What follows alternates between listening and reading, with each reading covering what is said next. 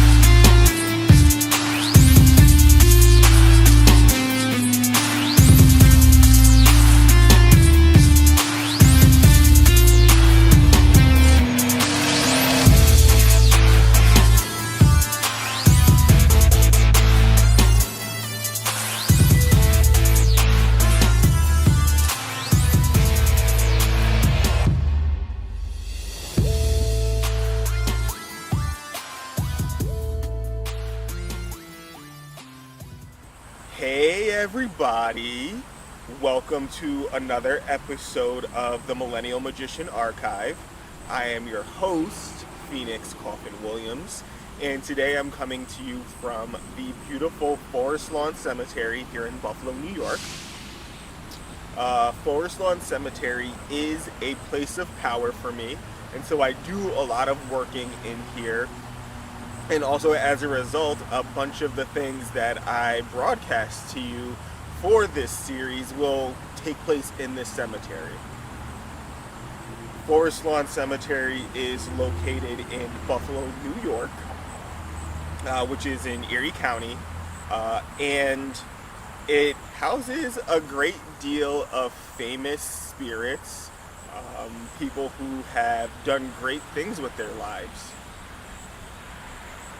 Right now, at the time of filming, it is September 6th, 2022, which means we are gradually moving along in the wheel of the year towards Mabon and towards Samhain after that. And so I thought that this would be a great time to start to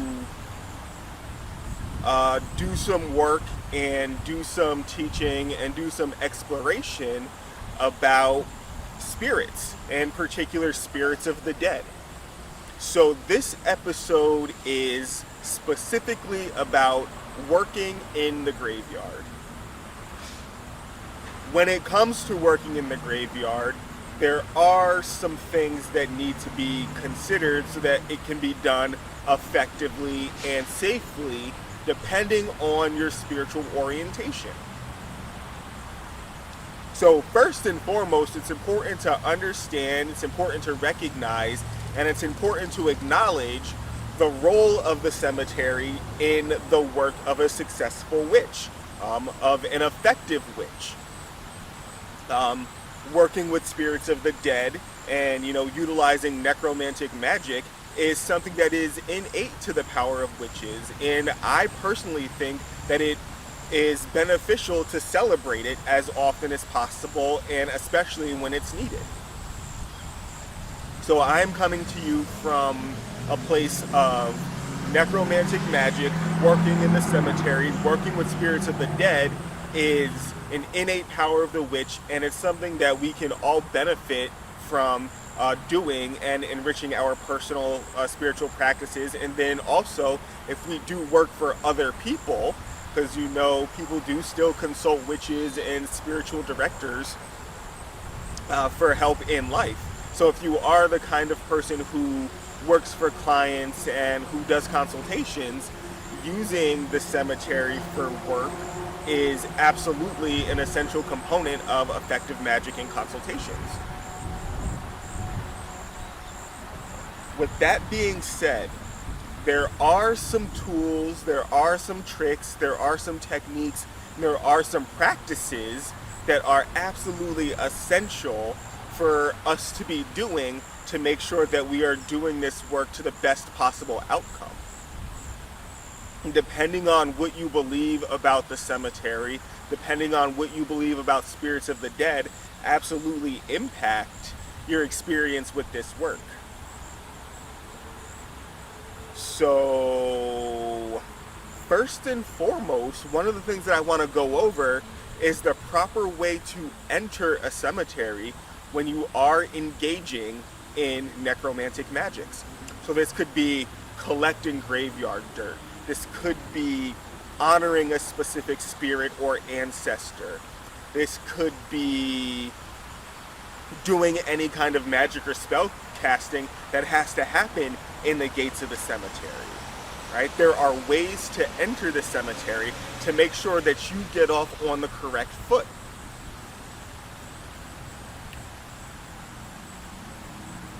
Understand that once you enter the gates of the cemetery, you are entering the realm of the dead, right? They own what goes on in there. They own the sky above a cemetery. They own the dirt that they are buried in. If there's some water that passes through the cemetery, that is theirs. And so you want to make sure that you are entering with the appropriate level of respect, with the appropriate level of reverence.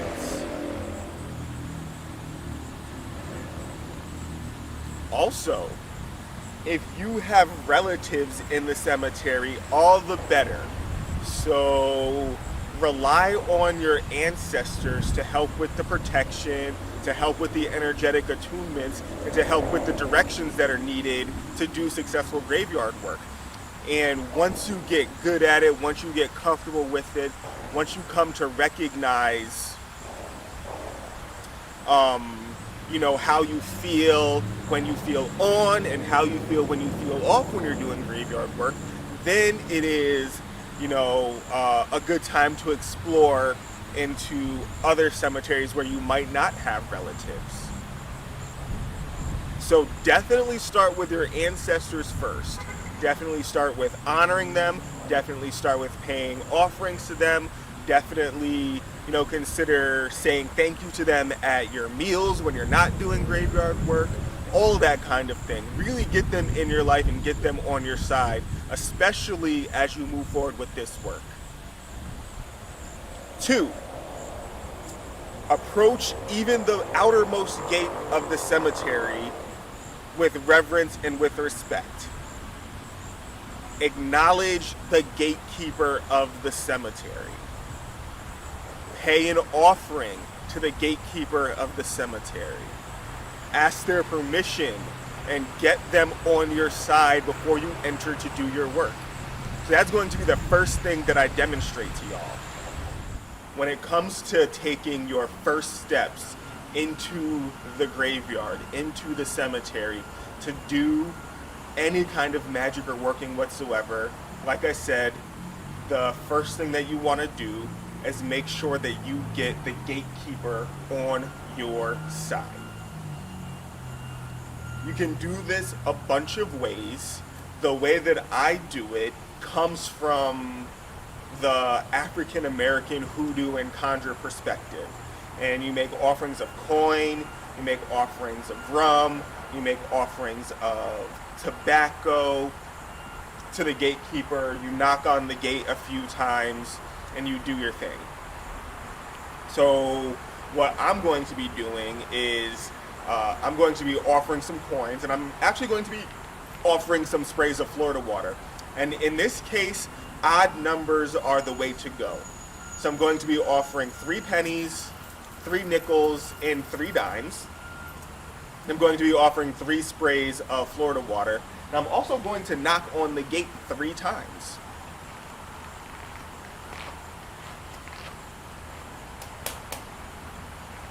So you knock on the gate, you place your offering down.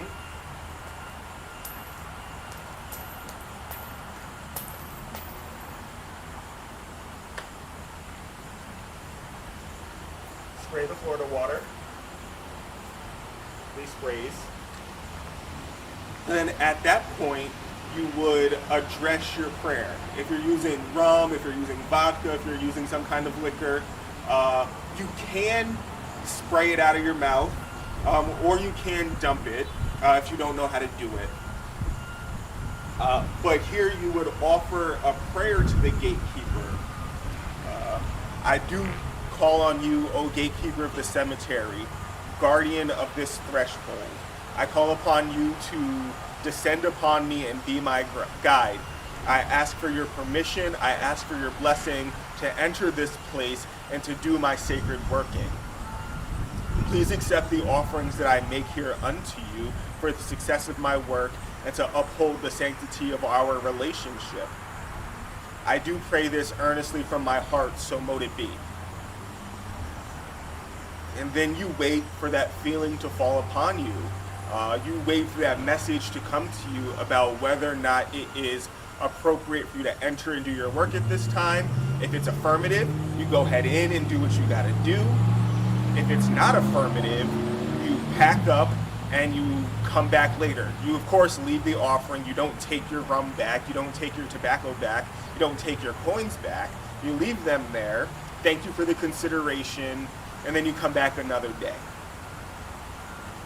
The reason why it's important to listen for this message or wait for the affirmation is because perhaps your ancestors aren't fully in line with what's going on, and you might need to tweak either your spell work, you might need to tweak your intention, you might need to pay better attention to your life circumstances before you do this work.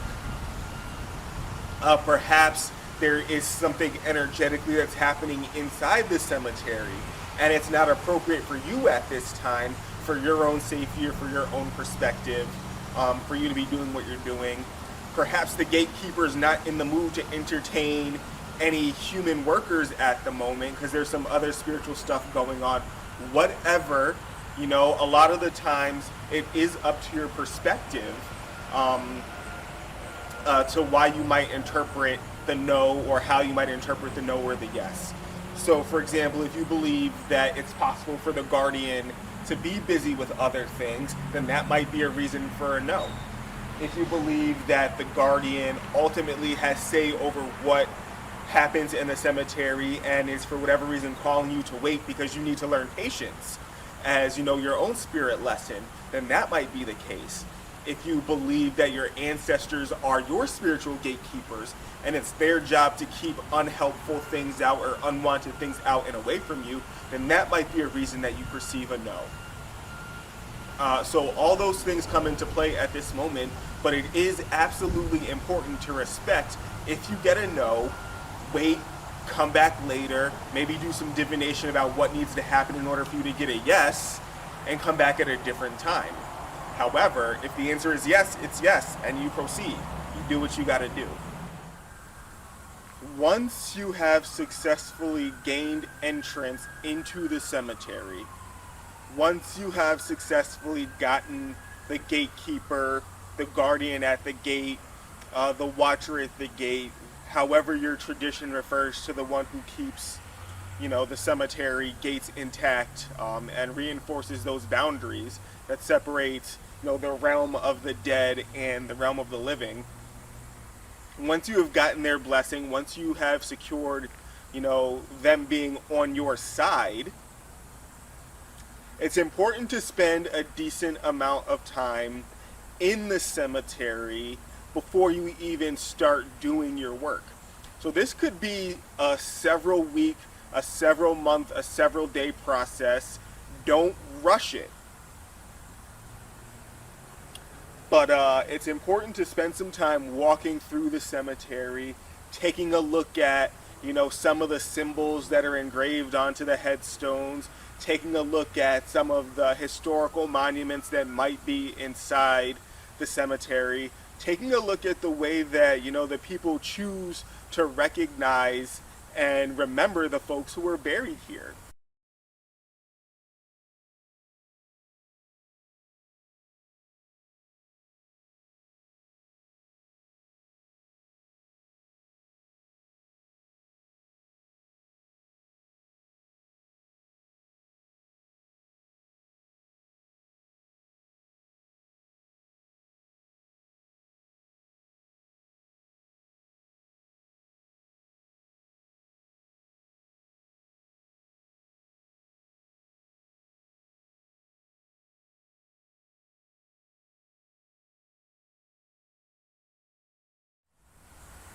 If you are in a cemetery that is established for public use or private use, it's important to know that because it can impact, what you do in there or what kinds of work you do in there or how you go about doing it. But it also gives you a quick history lesson, gives you some knowledge about the place that you are dealing with and about the energy that's incorporated in there. Go to some of the oldest parts of the cemetery and take a look at some of the dates. Cemeteries that have been established for public use might also bear the same date or be established somewhere near the time that the city that you are in or the village that you are in was established in. And knowing about some of the history that was going on, some of the stuff that the area was going through when the cemetery was established will be helpful for you to know. And it'll help you calibrate how you use the place of power. It'll help you calibrate how you use your graveyard dirt. It'll help you calibrate maybe what kinds of pacts you make with the spirits, or it might help you calibrate what you hire a specific spirit to do. So spend some time walking in between the gravestones, spend some time walking through some of the paths that are there, spend some time, maybe do some yoga in the cemetery. I definitely enjoy doing that. If you are more fitness oriented, maybe go for a jog through the cemetery. Maybe spend some time meditating in the cemetery. Get to know the lay of the land. You definitely do want to get to know the cemetery that you do your work in like the back of your hand, right? You want to be able to find your way in, find your way out. You want to be able to locate what it is you're looking for when you're looking for it. So you come in for a work that you're going to do, you want to be able to know ahead of time where you're going to go to do it, any alternative locations that you are going to do the work at should it be too conspicuous for you to do it at your primary location. You are going to want to know where it is in the cemetery you can get some of the stuff that you might need on that front. Also, do some research about some of the more notable people who are in the cemetery. For example, you might find that some of the people buried in the cemetery have the same names as some of the streets in the town that you're in. They might have the same name as some of the major businesses that are prominent in the town that you are in. You might find that there are monuments in your city that are erected to important historical figures, and you might find that their headstones are also in this city. So get to know that intimate connection between the people who are buried here, the stuff that people use to remember them, some of the symbols that are carved or etched into the stone. Get to know that. Knowledge is power too, remember that. So keep that in mind as you enter to do the working and as you continue on to find some optimal spots to set up shop, so to speak. Additionally, keep a lookout for some structures or some headstones that can serve multiple purposes. So as you are getting to know your cemetery, as you are getting to know the place of power, hopefully this is a place where your ancestors are buried, so you go there frequently, to remember them and to honor them and to draw up strength from them. But think about, maybe you come across an arch. Oh, it's a bee. You come across an arch. Consider what an arch might be useful for in magic. Maybe you want to enchant the stone, smoke it out with some incense, get some holy water on it, and you want to use that to help with some rituals of renewal, or you want to use that as a kind of gate between this world and another world, and you want to empower it in that place. What would you use an arch for? Or specifically, an arch that is in a cemetery. Get critical, get creative, get empowered.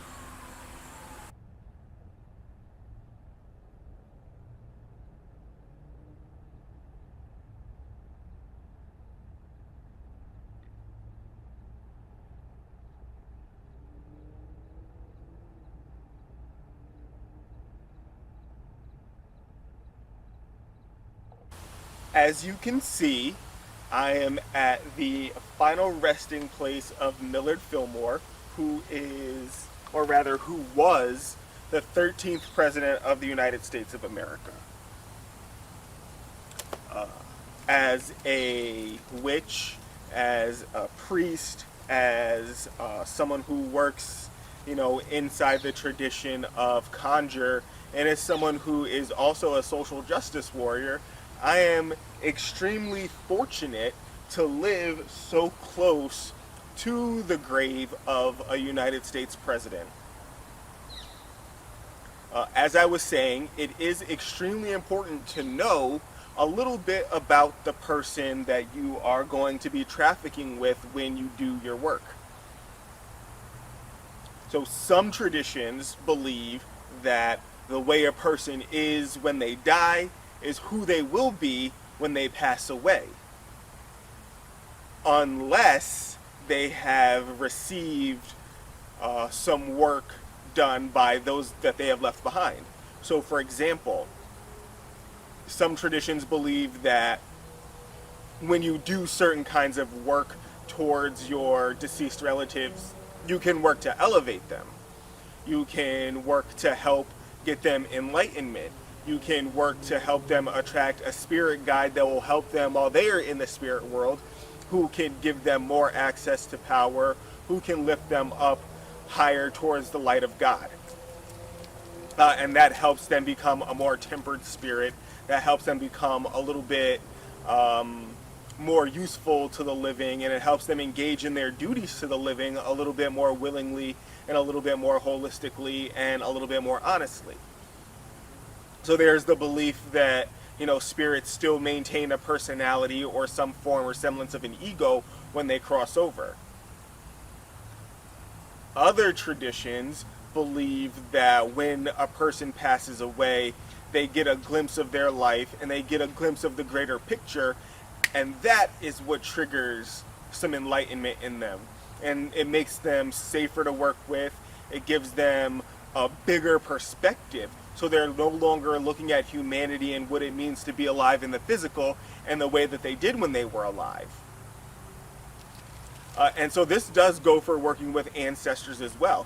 So this is something to think about if you are estranged from your ancestors, if your ancestors didn't like what you were doing while you were in the living, maybe they weren't a fan of your religion, maybe they weren't a fan of your queer identity, maybe they weren't a fan of your partner, the way that you chose to raise your kids, or for whatever reason you and some ancestors or a particular ancestor had some kind of a tumultuous relationship while they were alive, consider what you might think about them now that they're passed away. If you believe that they still harbor those human resentments, then that's your cue to start engaging in rituals and offerings that are meant to help get them enlightened. You might dedicate a rosary to them. You might dedicate a specific holiday to visiting them. You might call them out on your ancestor altar at home and start making offerings to them and lifting them up towards the light of God so that they become a little bit more tempered. And there are offerings that you can make to them to bring them along to your side and to help them see the value and the strength that comes with your own brand of diversity. If you are the kind of person who believes that upon passing over, they become more enlightened, they get a bigger picture view, then you start working with them, making them offerings, and start drawing their attention to you so that you can work with them and so you can get access to that insight and to that enlightenment. All of this starts happening before you seek to hire a spirit and before you seek to, take anything or request anything from them. So getting to know them, if they are not your direct ancestor, I definitely recommend choosing a public figure and, starting to get to know what they were known for in the living. It's a lot easier to do that with a public figure than it is a random obscure name that is somewhere in the cemetery. We can read about Millard Fillmore. We can read about Lucille Ball. We can read about Tom Sawyer. And we can, learn about what this dude's politics were, right? We can maybe find out that he was a Republican or a conservative, 13th president of the United States. What was going on in 1874 when he died? What was going on during his pregnancy? What are some of the legislation that he vetoed? What are some of the legislation that he very quickly signed into action? 13 is pretty early on in the grand scheme of the presidency. So what did he stand for? As an African American worker, as an African American witch, and as a social justice person, I would immediately start making offerings to get him enlightened, to kind of remove some of that racism that is inherent in white people from around that time, to start to, make sure that the working that I'm doing doesn't have any repercussions. That's how I would immediately approach. Offerings of tobacco, offerings of rum, offerings of incense, offerings of coffee, offerings of rice, offerings of beans, offerings of flowers are all things that I would bring to this place. One of the other things that I think is super important that I want to draw your attention to is making offerings of ancestor money. So I have two different types here.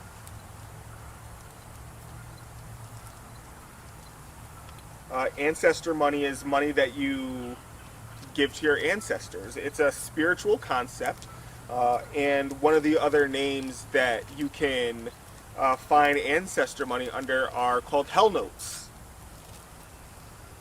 So depending on the tradition that you're going with, or depending on what you come across first and what vibes with you, you can find some ancestor money that looks like this.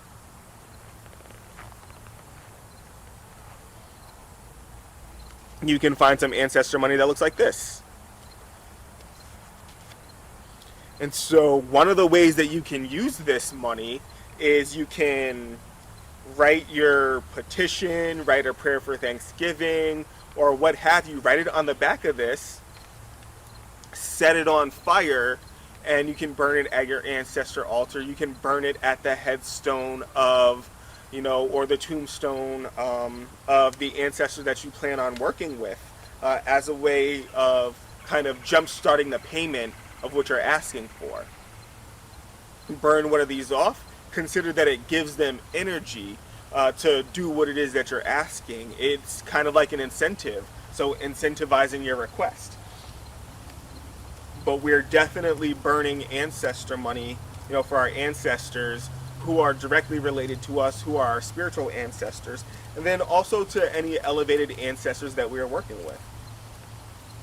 And so whether we like it or not, here in the United States, the legacy of the presidents, they represent elevated ancestors. They are known for some remarkable things that they've done during life, and in death we still know their names, we still know what they stand for, and so we can invoke that power for our work.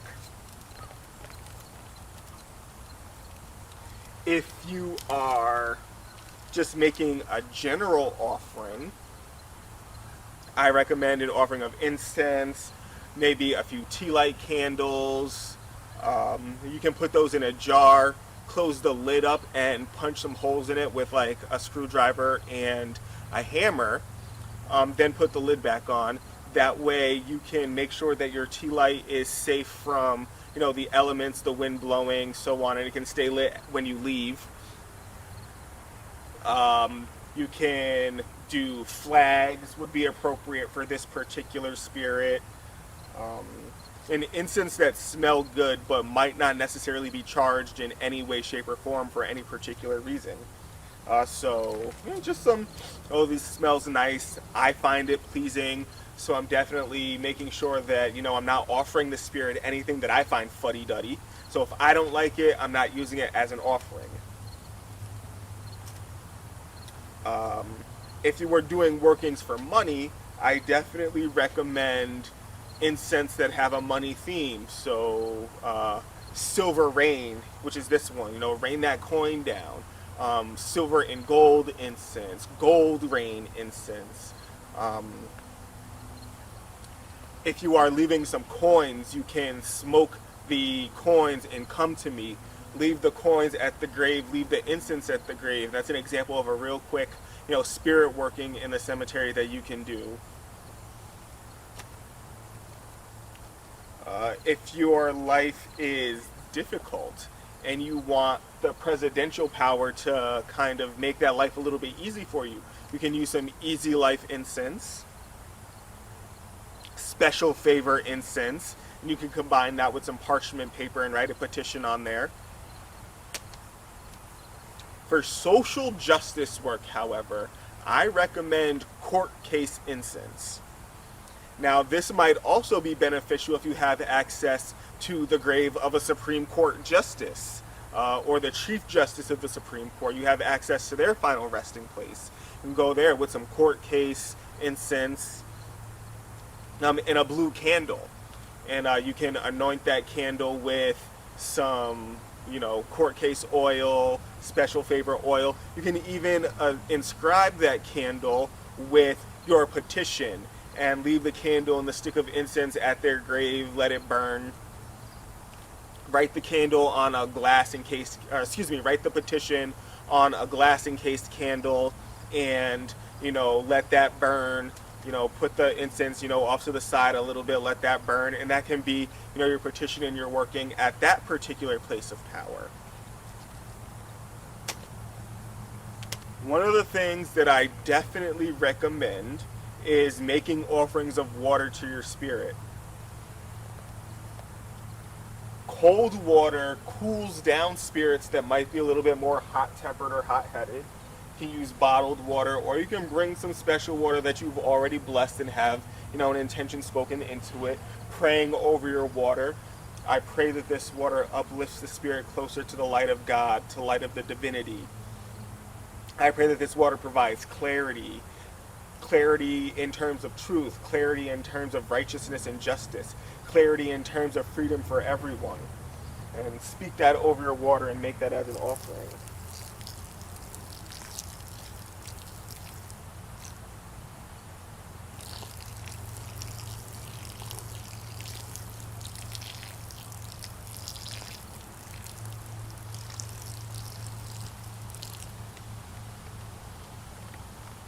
One of the reasons why I do recommend pouring the whole bottle or the whole jar out is because now this becomes a receptacle for the graveyard dirt that you do collect. Put it back in there, carry in, carry out, so you're not adding any litter or any non-essential, sediments here to this place. You're leaving it as undisturbed as possible. Why would you collect graveyard dirt? Great question. Graveyard dirt can be used in many different kinds of workings. They can be used in love spells, money spells, court case spells, justice spells, prosperity, abundance, protection. You name it, you can use graveyard dirt as an ingredient. You can also use it for some ill will kind of things if you know you know. The cemetery is a place where you can come to, put to rest some qualities that maybe you want to be rid of your body, and then you can also use it to harm others if you know you know. The process for harvesting graveyard dirt. 1, you want to have an item to dig with, a spoon, an athame, a garden trowel. Any of those things works. You smoke that thing in your special incense to kind of sanctify. You hit it with some holy water that you've made under the full moon or that you've gathered from your churches or what have you. Hit that thing with your holy water, make it sanctified. You come up to your spirit. You make your offerings first. Maybe you make an offering of some coffee. You maybe take a handful of coffee that's already ground and you sprinkle it onto, the spot. You make your offering of some rum. Maybe you pour the rum, or you pour the vodka, or you pour the tequila based on, if the spirit is known for a specific kind of liquor, by all means use that. But you make your offering of liquor to the spirit. You pour it out. Pour it on the dirt around the grave. Don't necessarily pour anything onto the actual tombstone. The only exception I say might be water, but even then, it's not necessary. Pour it around the tombstone, pour it around the headstone. You don't necessarily have to put it directly on here. But make your offerings, say your prayers to your ancestors, say your prayer to the spirit that you are trying to work with. If it's in your repertoire, cast a circle to contain any of the energies that you are raising. If you are not particularly good at listening for or feeling for or sensing the message of spirit in your body, you can always flip a coin 3 times. Get all 3 heads, that's a yes. Get all 3 tails, that's a no. Get 2 heads and a tail, that's a yes, but pay attention, move cautiously, move intentionally. Get 2 tails and a head. The answer is no for right now, come back at a better time, or something like that. You can also use your pendulum, and however your pendulum is calibrated, counterclockwise for no, clockwise for yes, and you spin that, let that thing spin while you're here, and let that be, a more tangible determinant about whether or not you are meant to proceed. Once you make your offering, once you say your prayers, sit in meditation for a second. Take a look around you for any signs or omens that might be present. So bees might be a thing. Cardinals might be a thing. Blue jays might be a thing. Turkey vultures might be a thing. Hawks, falcons might be a thing. Just take a look at the way that any nature spirits are trying to communicate with you while you're doing this work. If you notice any kinds of feelings in your body, if you notice yourself start to get anxious, pack it up. If you notice yourself start to get nauseous, pack it up. If you notice that all of a sudden you have to go to the bathroom and excrete really intensely, pack it up. Come back another time. And that's in absence of flipping your coin, using your pendulum, doing any of the dowsing or stuff like that. Once you get your yes, you go ahead with the tool that you're going to use to dig. You want to dig in the dirt in a large circular pattern and lift up some of the uppermost grass and some of the uppermost layer, and move that to the side.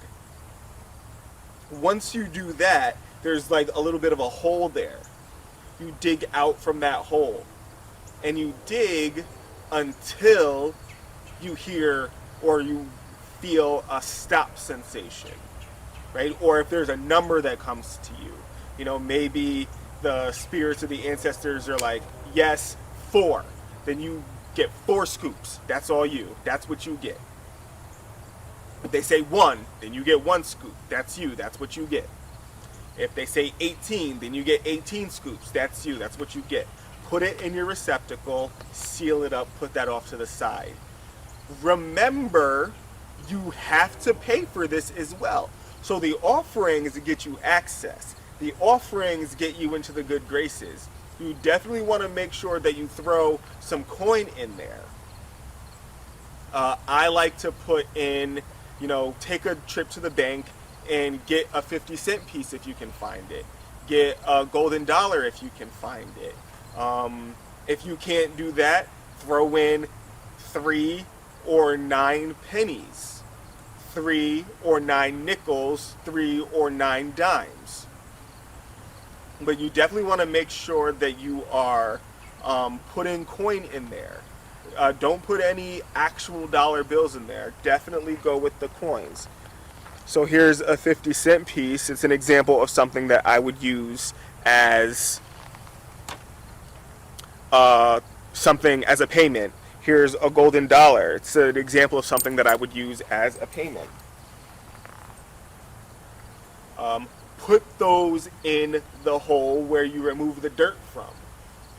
If you are hiring the spirit to do something in particular for you, this is also the time to put in your petition. Your petition is written in either dove's blood or bat's blood ink. Dove's blood for the work of, good. Bat's blood for a little bit less savory work. If you know, you know. But you put your petition down on your parchment paper. If you don't have parchment paper, you use, rip off a piece of paper from a brown paper bag. You use it on that. You sign your name and you put your thumbprint, you put your thumb into the dove's blood or the bat's blood ink, and you put the thumbprint down at the bottom of your petition. You roll it up, and you also put your petition in that hole with the coinage. And then you replace that piece of earth that you dug the circle out of. You replace it just like a puzzle piece. Boom, tamp it down just a little bit. That way the place looks as undisturbed as possible. And then, boom, that's the petition. That is the hiring process for hiring a spirit.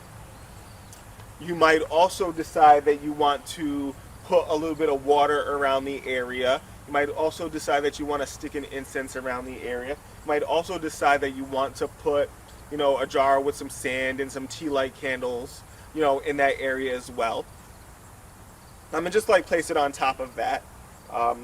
But eventually what will happen is the rain will happen, the natural movements of the earthworms and, the creepy crawlers in there will reshift it, and that will become a solid piece of ground again. But definitely put it back, make it look as undisturbed as possible is the goal. Just also remember that just because you have come to remove some graveyard dirt and pray for some graveyard dirt doesn't mean you have to hire the spirit to do something for you. The graveyard dirt can, go back to your home and you can put it on your ancestor altar. If it's the grave of a relative that's in your direct bloodline or your spiritual lineage, you can take that home and you can put it, on your ancestor altar right next to a picture of them. And you have that, more tangible kind of thing. You can put that in a spiritual powder. For example, if you want to grab on to a special opportunity, which is also something that I would come to Millard Fillmore for, right? Like, he had one of the best opportunities in the land. He got to be the president of the United States. So if I wanted to maybe grab onto some opportunity, maybe I'll do an opportunity knocks kind of work, and I'll use his graveyard dirt in a powder or into a formula that includes some five-finger grass to grab some opportunities. Maybe I'll add it to, a crown of success oil, in which case I might also add some five-finger grass, a few small pieces of iron pyrite, or I might add some lodestone to it to like really kind of attract those things that I'm looking for. So graveyard dirt in and of itself is an ingredient in spells. If you know, you can put it in someone's shoe and engage in some foot track magic. That way you can sprinkle the graveyard dirt out in a path where someone's going to be walking, and you can use it to influence their way that way. You can really set someone up to have a really bad fucking day if you can manage to get it in their shoe, or if you can get it, if you can charge it and get them to walk through it. So you can use it in that kind of way. But also you can hire a spirit right here at their grave as well. So that's something to think about. That's something to take a look at.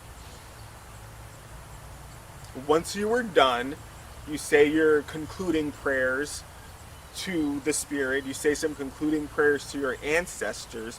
You get up, you pack your stuff up and put it away. You're making sure that you are not leaving any litter. You are making sure that you are not leaving any trash, any garbage. You basically don't want anyone to know that you were there at all, realistically. Put your stuff away.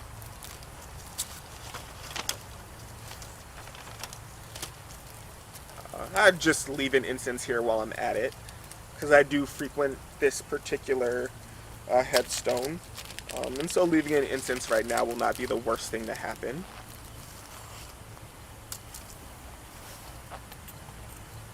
See if I actually have a lighter on me. Might not be getting an incense if I don't have a lighter. Ah. Ta-da! So I do leave this incense to fortify my relationship with this spirit and the spirit of this land. May I be accepted fully. May I always be welcomed here. And as far as my relationship with the spirit goes, may there always be peace between us.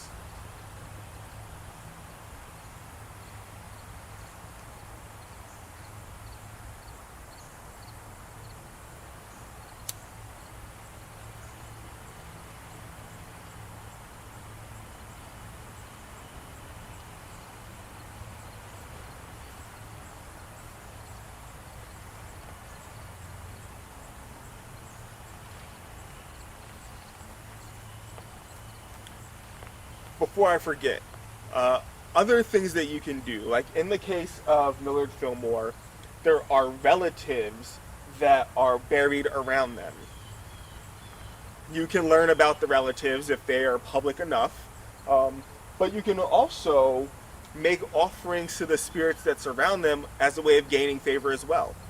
So if their children are buried here, or if in the unfortunate event that, someone here has a child that has passed away, like they were just like a babe, you can leave little toys, little treats with birthday candles in them at the grave as well, to kind of gain the favor of the spirits that surround them and fortifying their relationship that way.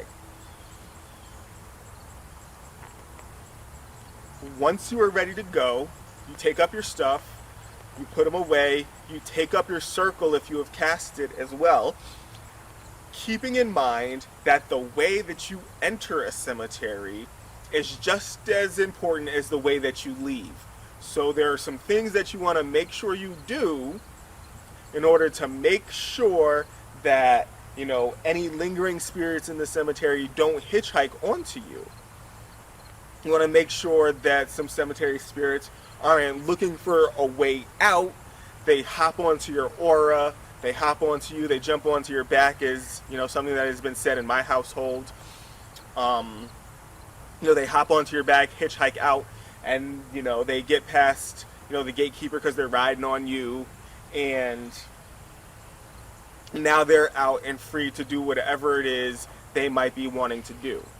If you don't believe that that's a thing, perhaps it's not something that you have to worry about. However, it is important to make sure that your aura, your energy, and that your person is right when you are exiting the cemetery. So one of the things that you want to do after you dismiss your spirits, one of the things that you want to do, and one of the things that I have learned to do, one of the things that I was taught to do, take a candle, counterclockwise, rub it around your body from head to toe, energetically pull the stuff off of you, the back of you,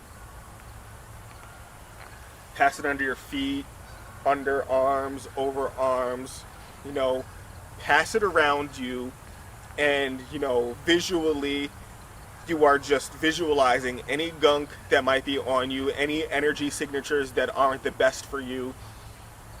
You're visualizing them attaching to the candle.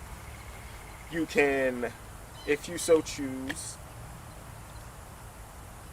spray the candle with Florida water first. You definitely want to spray yourself with Florida water as a way of cleansing yourself as well.